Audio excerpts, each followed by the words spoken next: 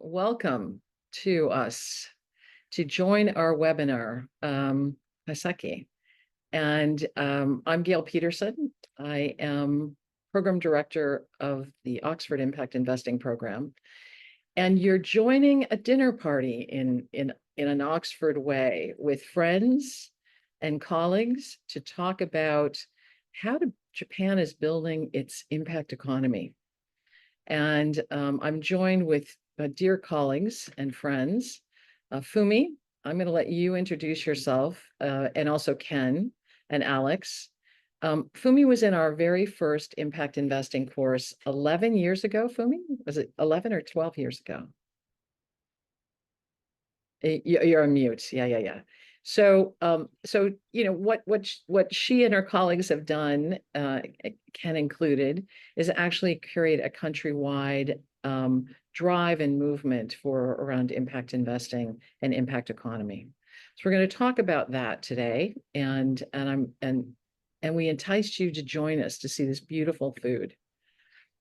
So here we are, and again, the traditional multi-course Japanese dinner, the collection of skills and techniques, and you have metaphorically, you've got colleagues who have skills and techniques that are going to talk about the intricacies of actually creating a new way of thinking, a new way of acting in Japan.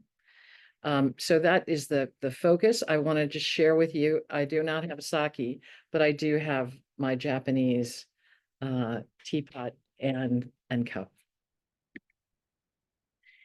We're Alex and I, with a team of colleagues, are undertaking a case study and film series called 10 Years in the Making, Japan's Impact Economy.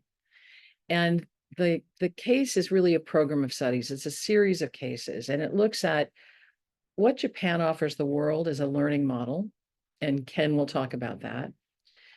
What is Japan's impact economy? Who's in that ecosystem and what roles do they play?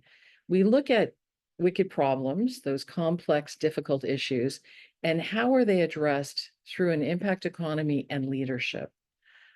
How is capital creatively mobilized to measure outcomes? And also, the word impact is not something that is a Japanese word. And it's been brought in from the West and is used and is embraced. But at the same time, how do we ensure that impact is aligned across that ecosystem, from colleagues who are ultra high net worth individuals, all the way from wealth managers to community facing intermediaries to the communities themselves, that impact is really understood and aligned. And what's the future of Japan's impact economy given local, national, and international geopolitics? So those are some of the topics we're going to talk about today. The way we approach impact investing is using a system. And in this case, it's the human security framework. And when we look at our cases, and the way we teach impact investing is to see the system, putting individuals and planet at the center and building out a deal based on the needs of what people need and what planet needs. We look at 8 different dimensions, and the SDGs track to these, but these give you a sense of personal security, economic security, community security, environmental, education, food, political, and health. And in the context of Japan, there are, we looked at wicked problems facing Japan. When we think about energy consumption, approximately 80 to 90% of Japan's energy needs are brought into the country. In terms of economic opportunities, there's a drive now to reinvigorate the economy that's been struggling for a bit, even though Japan is the 4th largest economy in the world, because of aging populations. And so how do we bring new entrepreneurship into revitalize an economic opportunity in rural places, especially? Personal security. Japan still struggles with patriarchy, and inequality of women. So how do we use investment tools? Every one of the challenges of wicked problems is actually can become a investment opportunity for creating change. Health security is a major driver. Political security, food security. Most of Japan's food is not produced in country. So how do we, in fact, re-examine how to address the complexities facing Japan? And just to put some context, in terms of, we started the headline was 540 trillion yen is really comes from sustainable finance and ESG. 11.5 trillion yen in impact investing, and 1.5 US trillion from ultra high net worth individuals. And Japan is the fourth largest number of ultra high net worth individuals and billionaires in the world. So how do we begin to capitalize those resources to create the change that we need to see and want to see on the ground? And how do we measure it? So one of the things I want to give you, one of the reasons I'm in Tokyo right now, as opposed to Oxford, is to work with our film team. The case will have 5 films. And in the films that we hope that will get a learning tool out to the world, not only in our classroom, but also through social media.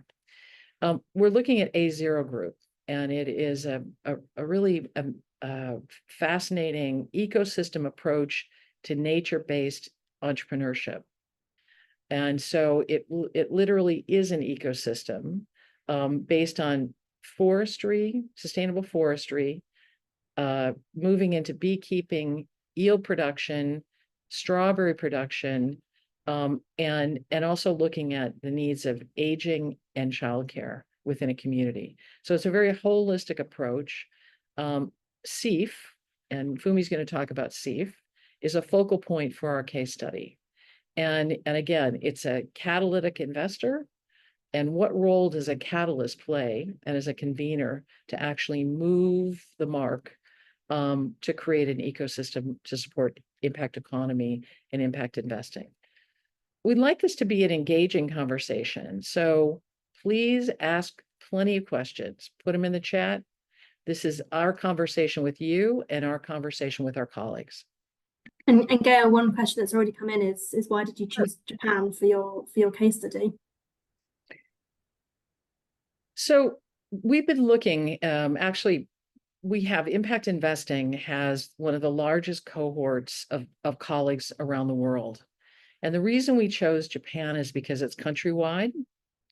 And we wanted to really examine how an entire country incorporates impact economy and impact investing into their decision-making process and really understand how impact is measured. So when we look at that systems map, we build out deals from the center out. And then there's another reason. We have a really large cohort of impact investing colleagues. And one of the things we teach in our course is finding your moral compass and the need to be honest, right? And in this cohort, Fumi and her colleagues speak with integrity. So we chose Japan because it's countrywide.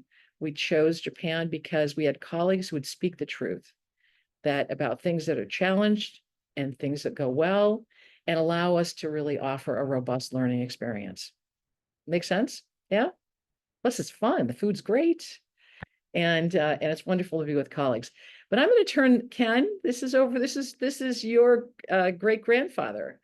Ken, what makes Japan unique? And if you can talk a little bit about why you think it's important for us to be looking at Japan and doing a case study, and what Japan offers the world. Great. Thank you so much, Gayle. Good evening. Good evening for where I am. I am currently in Japan, in Kumamoto, Japan, in the southern part of Japan. Thank you for invitation for this Oxford-style dialogue. I didn't know really what to expect, but I thought it was more uptight, actually. But it seems like it's a very relaxed kind of forum, so I'm very appreciative about that. But this gentleman that you see in front of me, he says ethical capitalism. His name is Eiichi Shibusawa. And he's known as the father of Japanese capitalism. And the reason why is he started about 500 companies and about 600 social enterprises. He's the currently the 10,000 yen bill, which is the highest denomination bill in our country. The new bill, his face is on it right now. It is known as the father of Japanese capitalism. However, he never used the word capitalism, shihon shugi. He used the word this gappon shugi, which means nothing to anybody that doesn't speak Japanese. But if you roughly translate it to me, it's stakeholder capitalism, and in a way, it's this ethical capitalism. Now, why ethical capitalism? He used this phrase called bongo and soroban, which means nothing to you for many of you. But Longo is basically the teachings of Confucius, which is basically morality, ethics. Soroban is the abacus, so it's the original handheld calculator. So basically, it's what a merchant needs to calculate how much money he made. So it represents business, economy. And his philosophy was that this morality, ethics, and making money should be integrated. It shouldn't be a trade off, but it should be a trade on, was his philosophy. And in our, I've been an investor. I'm in the financial markets for oh gosh, almost the last 40 years or so. And in that sort of framework, when you start thinking about ethics, morality, it's like, oh, that's very important, but that's something that somebody should do that, and it's not about me.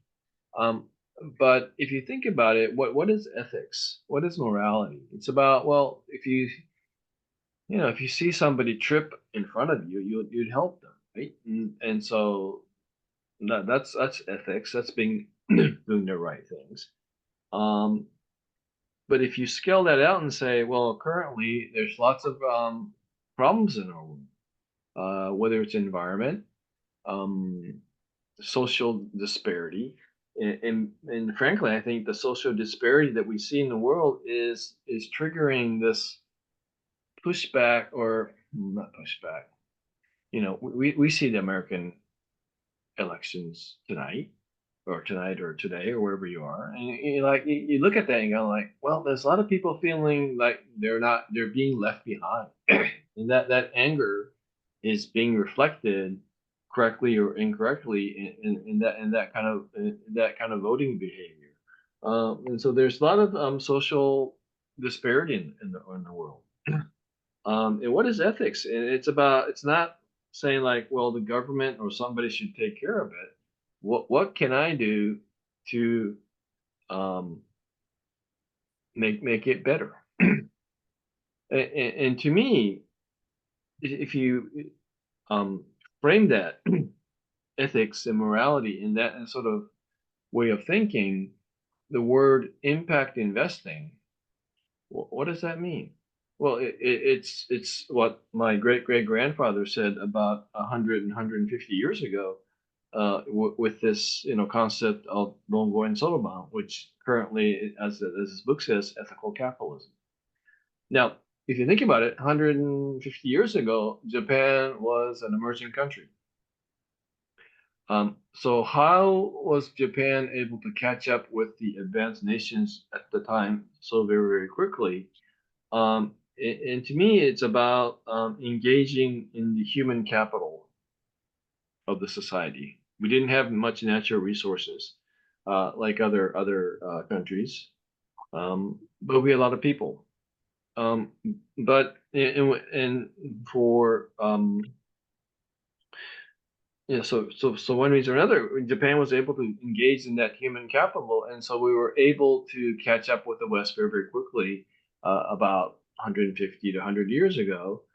There was hubris, invited the terrible years of war, but from the ashes of that war, again, Japan was able to um, claim the second largest economy back in the, back about 30, 40 years ago, based on what? Based on human capital.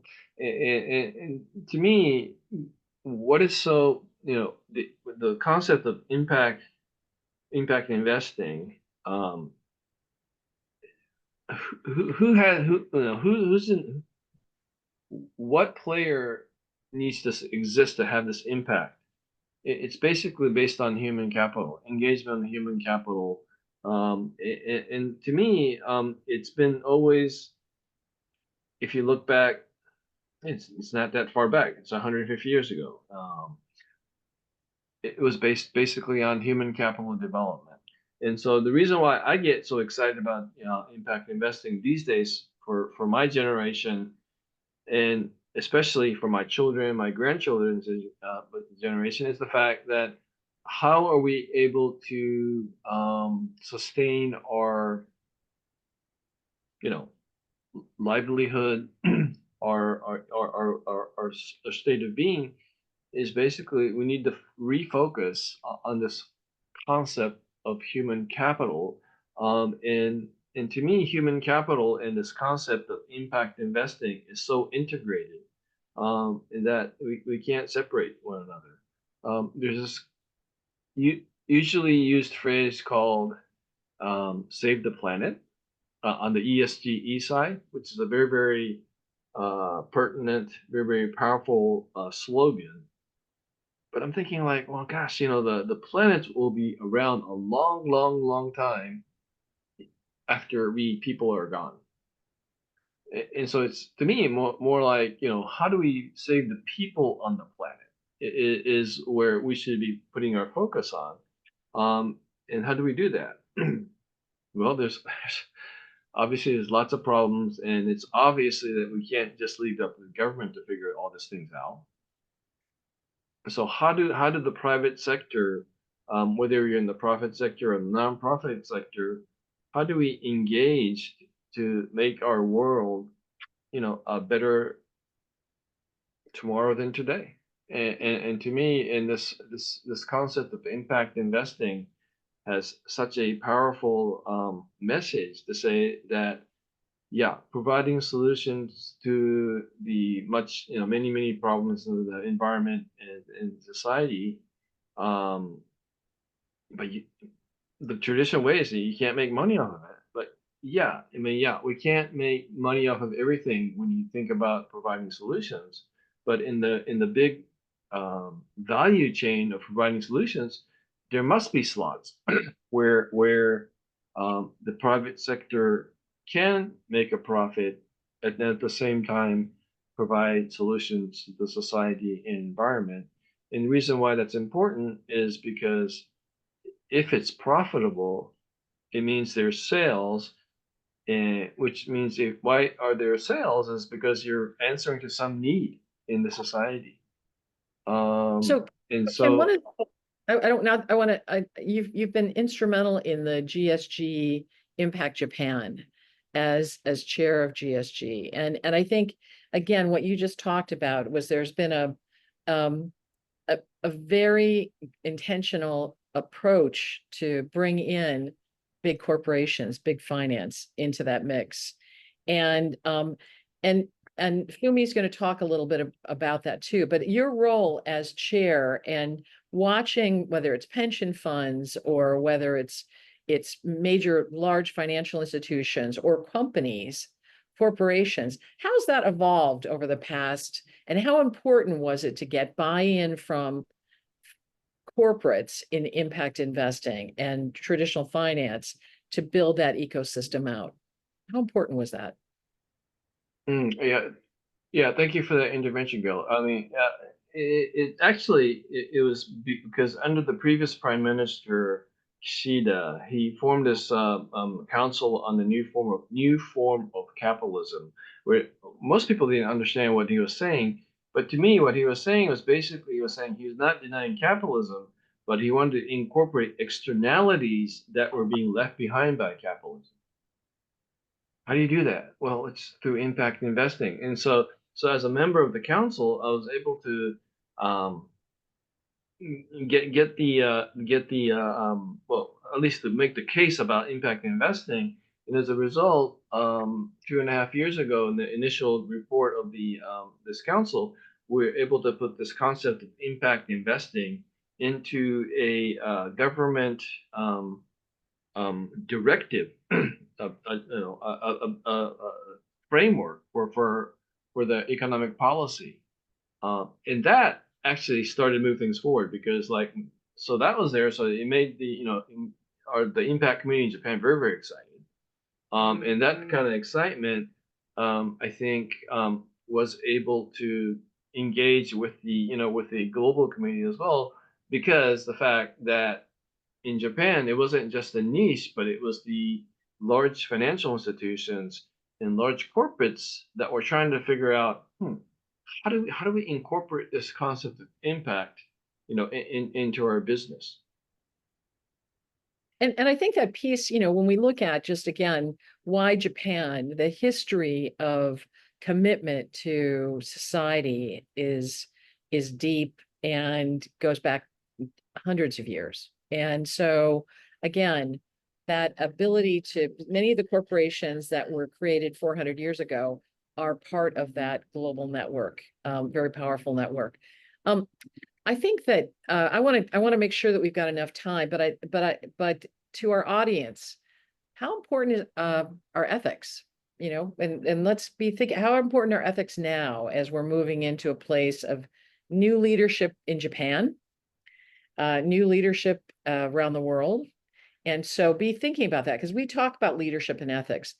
I'm going to shift to Alex. Is Alex with us? Yes, he's here somewhere. Alex and I spent time in Japan this summer doing interviews. We've done about 400 interviews for this case. There's Alex in Hiroshima, Alex at the Palace Garden, where we were drenched, and Alex at a museum with actually Fumi. So, Alex, are you here? Oh, yeah. Can't you see me, Gayle? I'm here.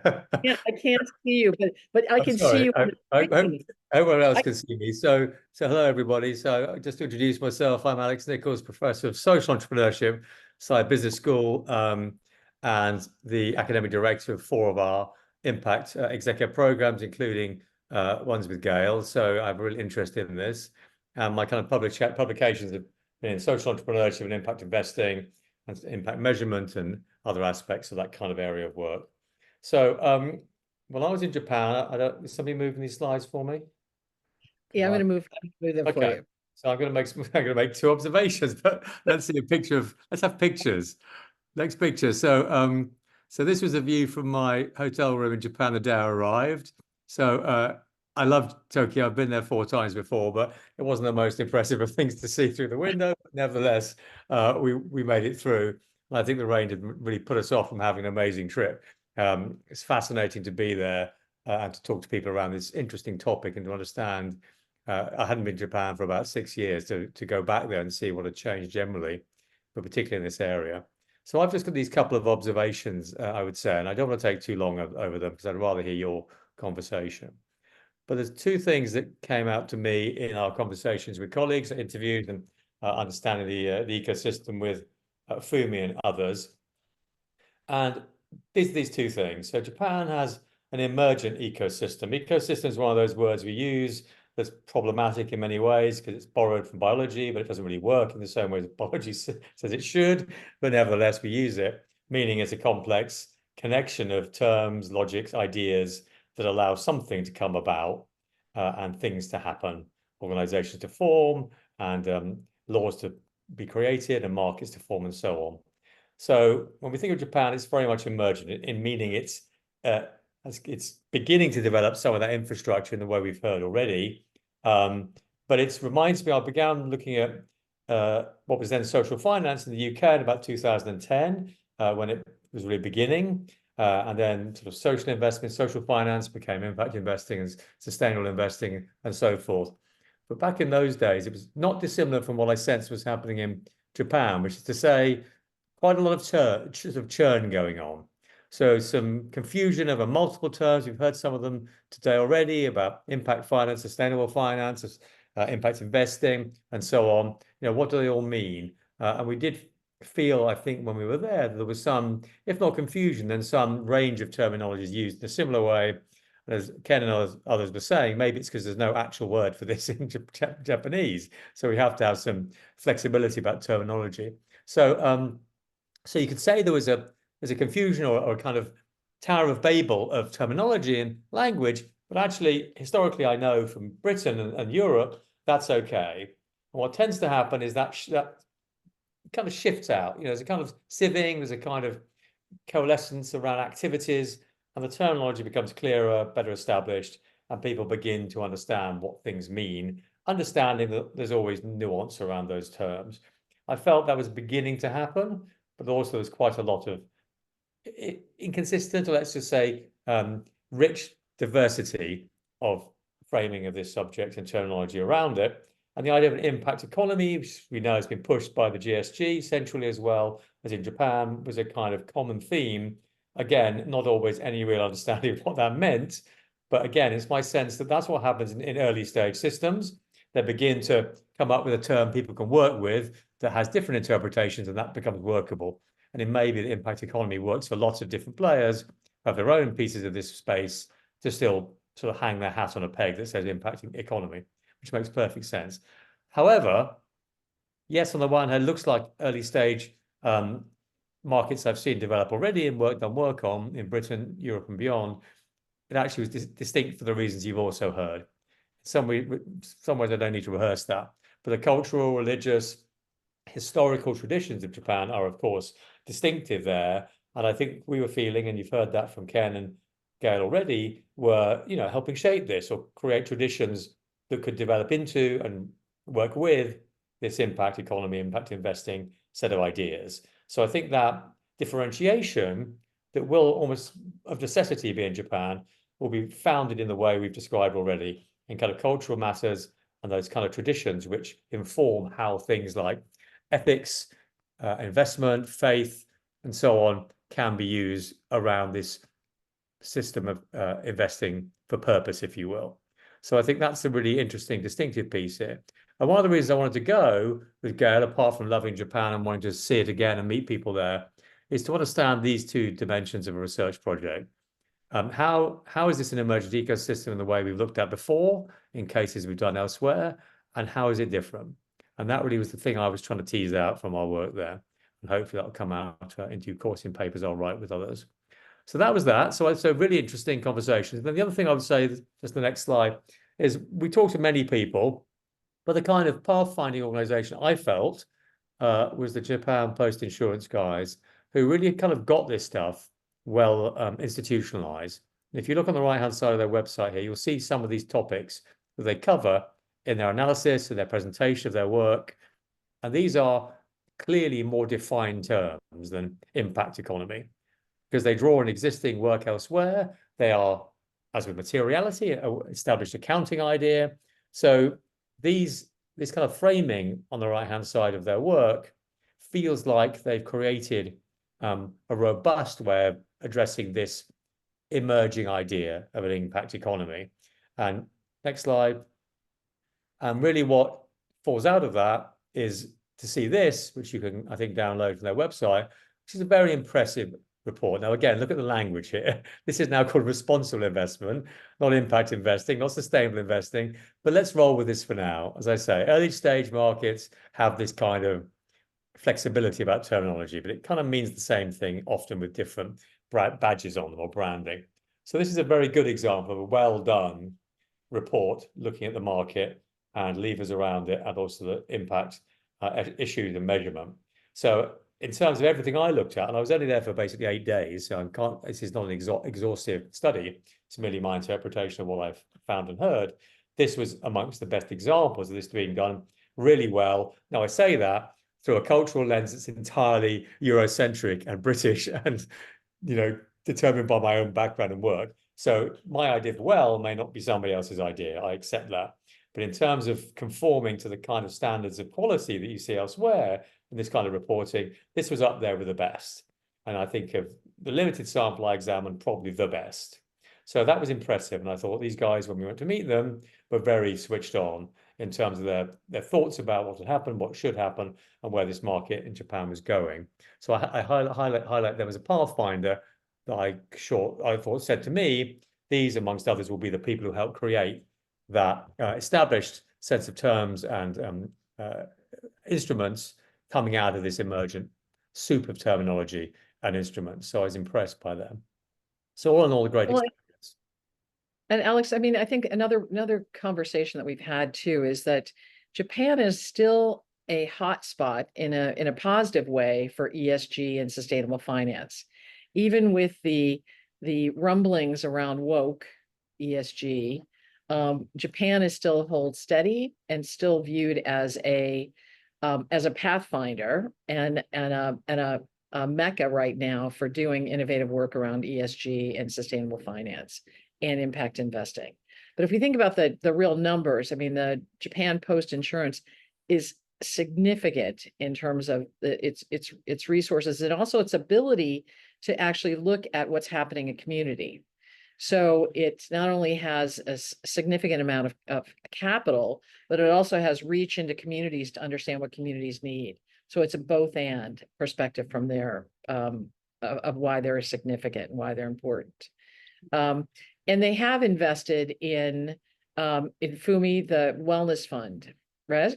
And Fumi's going to talk a little bit about that. Alex, any other observations other than you looked wet in the photos that we had before when we were walking in the rain? And I had great sushi with Fumi and her son. Very flexible. We do have a question in the chat, and whether this is for Alex or perhaps another panelist, but we've got a question that we speak about community, commitment to the community in Japan, but how does the government balance greater good to community, ensuring return, and the risks involved with impact investing? Alex, you want to talk about that? Ken, I mean, I can address that as well. Well, I mean, government's an interesting player here. We had some conversations around government, but of course, government's in, well, let's say in shift, maybe perhaps turmoil would be a better word in Japan. It's not a clearly established political sort of established system at the moment. And I think government has been instrumental in things in the past in Japan in this area, as it has elsewhere in the world. There was a sense that this was a period of flux, or at least instability in the way policy would develop. And one of the things that creates is things not happening. So I can't answer your question in detail, but my sense was that there's a policy agenda there, but it's not fully getting implemented because of various local political issues. I don't know if you agree with that, Gayle. Well, I think the FSA published the impact investing guidelines last March. And in the impact investing guidelines, it specifically talks about theory of change, impact investing is a new evolving field, and also talks about doing no harm. And as we think about, government's role in Japan, and again, Ken and Fumi truth this from our perspective, is a driver. Business will get behind things if government is also taking a leadership role, whether it's the prime minister, encouraging new capitalism. So they both feed together. I think what we're seeing as an observation, as a headline for the case, is really understanding the why of impact and how those trillions in yen are actually making a difference at a local level, not just the public resources. Actually, government does collect data, individual data, much more easily and makes it available to the public than private sector. So how we actually begin to take and measure what impact is actually taking place in human capital is, I think, an area of opportunity and still needs to happen in Japan.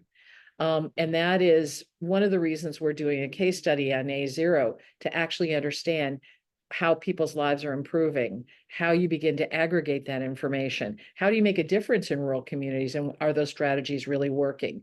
So there's a lot of conversation about the money that's being available and the capital, but whether it reaches people and whether unintended consequences are being measured is yet to be demonstrated.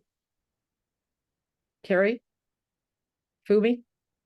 Other questions? I do have one for Ken, actually. Someone's asked if you've got some recommendations of books or top reads on Japan's business, finance, and capitalism genre. Ken, you've got the book on your grandfather. That's front and center. Read Ethical Capitalism. Yeah, I mean, it's not. It's a. I don't think the word impact shows up anywhere in that book that was showed up on there. But kind of going back on the previous point, it's I think this concept of impact had its roots at the Rockefeller Foundation around 2002, 2008. But the way it reached Japan in a big way is actually through the UK. When the 2013, when UK was the president of the well, I guess it was G8 back then, took this concept of impact as a way of saying, yeah, there's a lot of public spending that needs to be put in place, but the government can't do everything. So how do we mobilize private sector capital, hence impact? And so that kind of got the ball rolling, I think, in the global sort of impact movement in a sense because of the UK presidency of the G7 back then. And that's how the GSG, as we know, GSG Impact got formed back then. So, but this concept of impact is, I think, it's evolving very, very quickly in a sense that, yeah, it's part of it is how do we mobilize private sector investment capital for what was traditionally seen as public spending. That's a very important part of the equation. But on the other hand, from the private sector company level, is to me what I find impact so interesting going forward is it's a new avenue of trying to express your corporate value, which is up until is still basically based on financial valuation, which is very, very important because that's the foundation of corporate value. But at the same time, there are other sort of value creation that a corporation, just by its existence, for instance, creating jobs, for instance, but very simple, that has very strong impact on any economy. But is that reflected on the financial statements? Probably not. And so that kind of more robust, holistic valuation of corporates, to me, that's what I find this concept of corporate investing or this concept of impact so interesting. I think that the idea of there we go. Fumi's going to talk about impact too. Ken, we've got a reading list, and the bibliography in our case study is very long. So colleagues will have a reading list that will take you through 2025 and beyond. I want to make sure that we have time for Fumi, who's we're eating ramen together. As catalyst, convener, and collaborator, we're talking a lot about catalytic capital, and what role does a small foundation play to have a big impact. So Fumi, in addition to eating well and enjoying wonderful noodles, is doing some really creative work. So Fumi, I'm going to turn it over to you to talk about it's Japan's Social Innovation and Investment Foundation and what you've learned over the past since 2017, but really this started, the genesis of CEF started 10 years ago. So talk to us about what you're learning. Yeah, thank you so much, Gayle. So it's a pleasure to share our experiences in Japan since especially 12 years ago, I think I was one of the first cohort of participating in the first cohort of Impact Investing Program. And so it's been like my own journey as well. Back then, I just wanted to do impact investing. But now in Japan, I think there has been a lot of progress in terms of impact investing, ecosystem building. So it would be lovely to share with you all and to learn from our experience. So first of all, Fumi, a little bit. can everybody hear Fumi? Can everybody hear from Fumi? I want to make sure. Carrie, can you hear Fumi? No, Fumi, you've got it. Okay. Is this better? Yes. Yes. Yes. Okay, Thank you. great. Sorry about that. So a little bit of myself, about myself, introduction. So I lead Impact Economy Lab, a research arm in Japan Social Innovation Investment Foundation. We abbreviate as SIF. So a little bit about SIF. It was incepted in 2017 as a spin-off organization from the Nippon Foundation, which is Japan's largest private foundation. And like Gayle said, around 2014, so around 10 years ago, there was a team set up inside this private foundation to look into impact investing as a new ways to do philanthropic work. So really the first 5 years, I think we focused on mainstreaming impact investing in Japan and building the ecosystem. And we tried to work in kind of 3 different layers. So the first layer is we quickly realized that there's not many examples, tangible examples in Japan, what is really impact investing. So we demonstrated by doing, especially trying to work together with financial institutions who can influence others, their peers. So we launched, for instance, Japan's first social impact bonds or Japan's first impact investment fund. And the second layer is to support impact players. So we've been providing like a first time independent impact fund managers in the catalytic capital, as well as more and more we've been seeing as mainstream financial institutions starting to do impact investing. We've been receiving inquiries to support them to incorporate impact measurement and management into their investment practices. And the third layer that we talked about already a lot is building how can we make a supportive market environment. And we've been doing that as the main secretariat of GSG Impact Japan. So GSG is a global impact investing network, which spans to, I think, around 60 countries at this point. So we've been conducting research like market survey every year.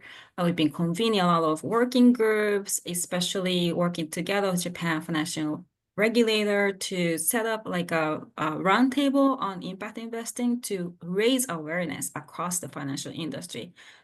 So, and then we've been seeing a lot more and more we are doing policy engagement, so working together with the government. So next slide, please. So I'll give you like a snapshot of the current state of impact investing market in Japan. So according to our last year's survey, Japan's impact investing market was estimated to have $75 billion asset under management. And so it's been experiencing rapid growth, especially since around 2022.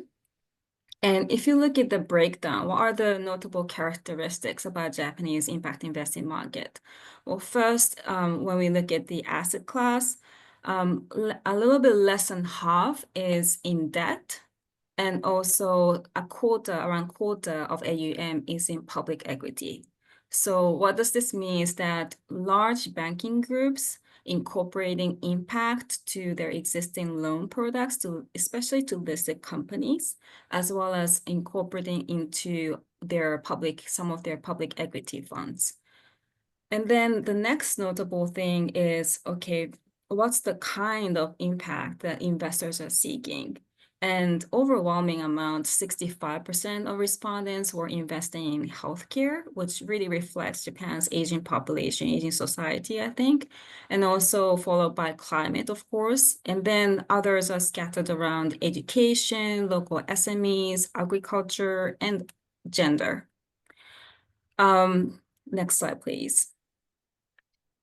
So, okay, I think there being great progress in terms of the volume of the capital, which is put into place as impact investing, but around 2022, like 2 years ago, we reflected what's going to be SIF's or foundations as a small foundation, our value to go forward from here.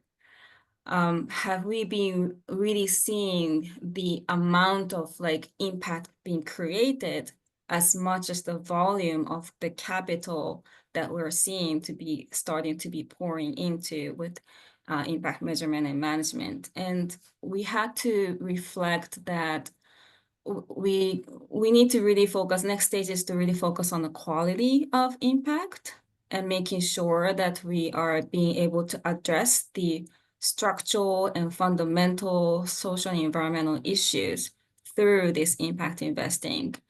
So, well, SIF renewed our midterm strategy 2022, and we started focusing on really system change into specific 3 impact themes: inequality, regional revitalization, and healthcare, as well as system change towards impact economy.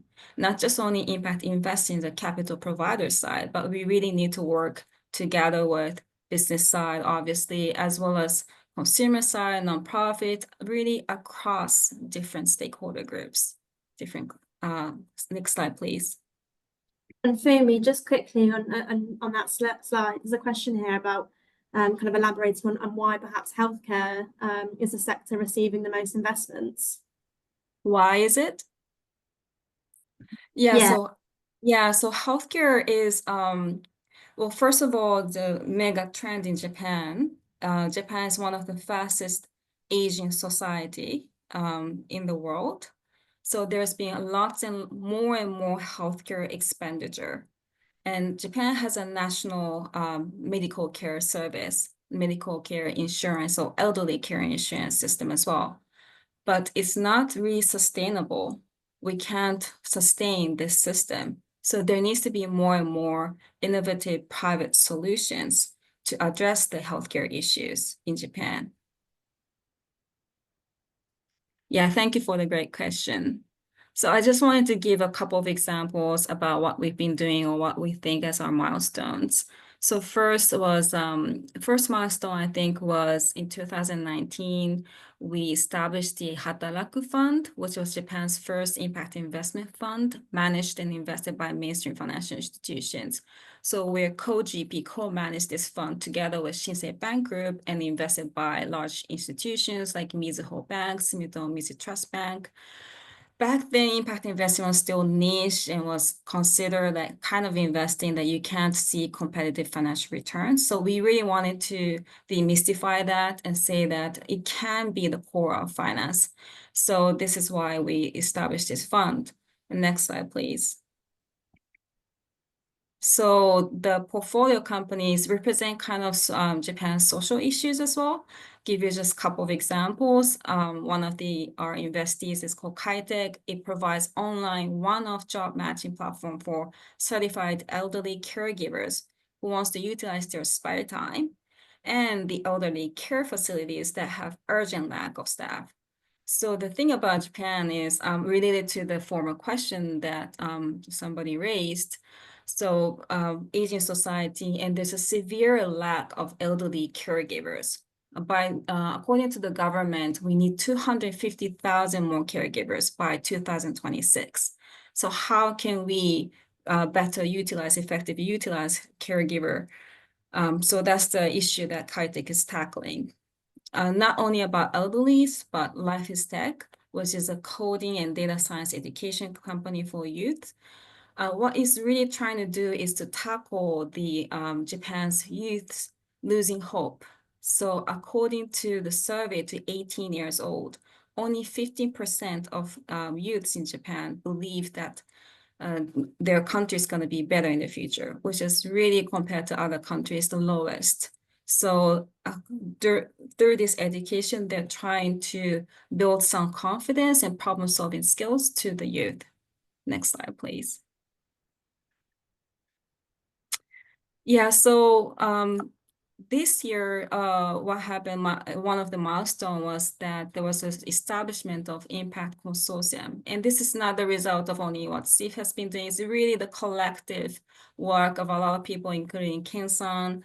But if you look at the founding members, it's not only the Japan's financial regulator being the host, or Minister of Economics being the host, but the business association, the banking association, the local government, it's a public-private partnership consortium that can be discuss all this impact-related agenda, including impact data and indicators across the stakeholder group, not only capital providers. So it's symbolic in a way that it's a symbol of private-public partnership, as well as the Japan's ecosystem is expanding from impact investing ecosystem to impact economy ecosystem. Next slide, please. So a couple of key learnings. I think the case study already has been a lot of learning experience for me, going with visiting and having different interviews with Gayle and Alex. And so hopefully we can have more learnings at the end of the case study. But a couple to share right now. And so Japan's experience is that at the very early age, we utilize the global network and best practices, and then integrated into Japan's existing financial or corporate culture. So that's been kind of a historical pattern of how Japan has been evolving our economy and society.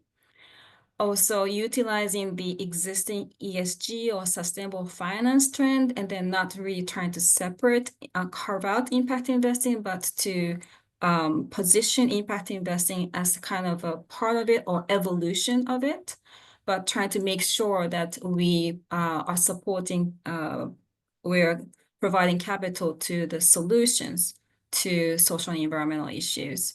So that was utilizing this trend.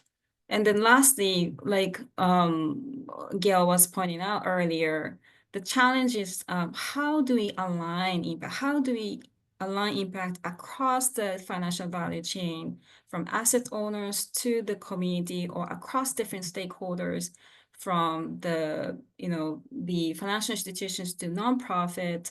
How do we really understand the beneficiaries' voices on the ground? And I think we're still working towards that there's no common language, and hopefully impact economies is kind of a way to start to design and develop common language across these sector groups.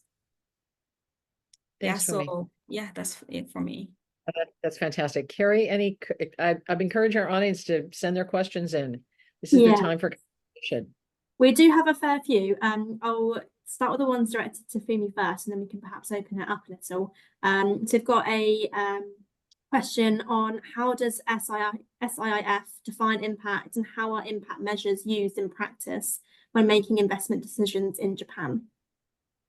Yeah, great question, great fundamental question. Thank you so much. So impact, in our annual report of annual survey of impact investing market, we always put the definition that it's really the change of both positive and negative on the level of people and the planet.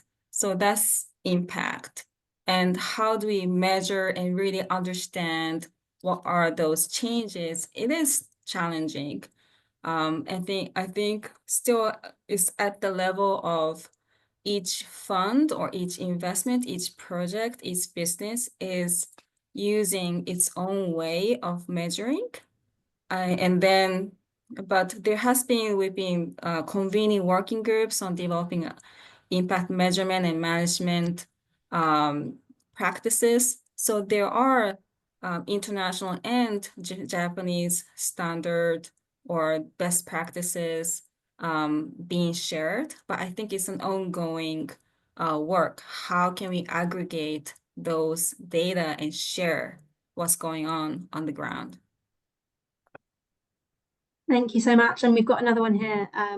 So on your slide about the current state of impact investing market in Japan, does that include investments in overseas markets from Japan? Right. Yeah, I didn't get to touch on that point. Yes, it does. So according to a survey by AUM, less than half, a little bit less than half of AUM of impact investing is domestically invested, and others are overseas. And if you look at it's across continents, but Asia, excluding Japan, from Japan is maybe the biggest, but it's really across the continent. Thank you so much. We've got quite a few other questions, so maybe I can open it out. So there was one question slightly earlier on about perhaps elaborating on social bond initiative in Japan, if any, and what about tax incentive, if any, for Japanese B Corp corporations, perhaps Fumi or other panelists. Ken and Fumi? So first, social impact bonds. Yes, so social impact bonds in Japan, I think I forgot the exact number, but there are quite a few projects. Alex, do you have the number of how many social impact bonds are in In my mind, I have domestically? 5 or 6, but that might be the wrong number. It's that order of magnitude. It's more than 1, less than 10, I think. You mean the total number of social Yeah. impact bonds? I think Yeah. it's far more than that. Oh, But it okay. Yeah, tends no, to be, yeah, it tends to Yeah. be quite small, not small size. But the thing is now inside the cabinet office, they have the social impact team who looks at the social impact bond, and they disseminate information to local governments and coordinate, and then there are intermediaries, consulting firms who works on developing such projects. So that's the kind of mechanism right now that we have. And what was the other question? I'm sorry. About tax incentives for Oh, yeah, to B Corps. Yeah, we don't have tax incentives for B Corps right now. We don't have the legal benefit corporation entities. Thank you. Another question here, perhaps to the whole panel. So, do you think, despite the challenges in Japan, its inherent integrity and ethical nature of people is a major strength, thus making it comparatively easy to integrate responsible investing in mainstream business? How do we customize the blueprint for many other countries where morale compass is low? Gayle, Ken, would you like to go? I think a cornerstone of what's happening in Japan, and I want to go back to why we chose Japan, because of that grounding in ethics. And it is going to be critically important that we support countries that are driven by ethics at a time when morality seems to be disappearing in many places in the world. So how we hold steady is going to be really important. And I think Japan offers that opportunity, as well as other Asia countries. And I think that that's going to be absolutely essential. And that's something we're going to talk about at Impact Investing course. And the data on SIPs, by the way, I will send it on to colleagues. Carrie, I want to make sure that we have enough time for you. So any questions that we haven't answered, our panelists, would you mind responding? And then Carrie will post those to our participants. That would be fantastic. All right, Alex, you've got to go to your college governing board. Talk to you soon. I'll see you soon, friend. Maybe just one word about the last point. I think another thing is collaboration. So there's been a lot of collaboration in the private sector, as well as public and private sector. And I think that's kind of one of the unique characteristics about Japan. Every country is, of course, different how you make social changes, but that's been the way, rather than competition, collaboration, learning from each other.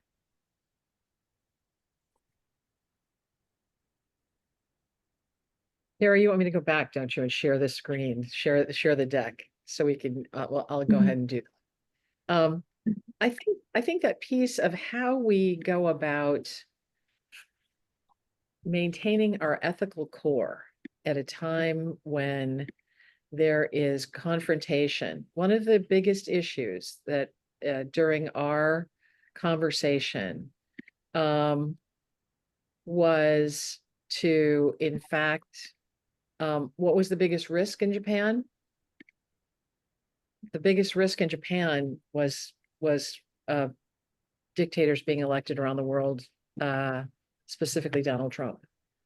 So that ability for us to deal with those changing dynamics, and Japan's got their own changing dynamics right now. So Carrie, let me pull that up for you. Here you go. So how do we in fact ride the wave of that kind of chaos and find our moral compass when we're dealing with complexity? Carrie, those are the things we're going to talk about at Impact Investing in February. And Carrie, you are the contact person for us. Anybody who wants to sign up or have more information, yes, we'll have the reading list, and we'll have the case program of study available. Fumi's going to be joining us, and Alex and I will be spending time in our film. Will also be available and launched at our Impact Investing program. Carrie? Yeah, thank you so much. As Gayle mentioned, I'm delighted to be working on this program. It's an inspiring and fascinating week.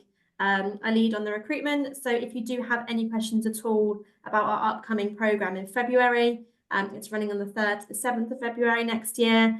Please do reach out. Applications are still open. Spaces are filling up quickly. So if you would like to join, please do reach out. Take a picture of my email, phone number, or alternatively, if you're ready to make an application, you can scan a QR code and it will take you to the application form. But any questions, I'm very happy to jump on a call and go through anything you might have.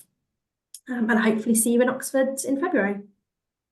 Thank you. Fumi, it's great to see you. Ken, thank you. And I'm going to go to bed. That's what I'm going to do. I'll talk to you soon. Thank you so much. It's been a joy having you join us. Carrie, get the questions and we'll have our colleagues respond. Yes. Take care. Absolutely. Thank you so much. Thank you, everybody, for joining. Thank you, Gayle. Thank you, Carrie. Bye. Thank Good you. night.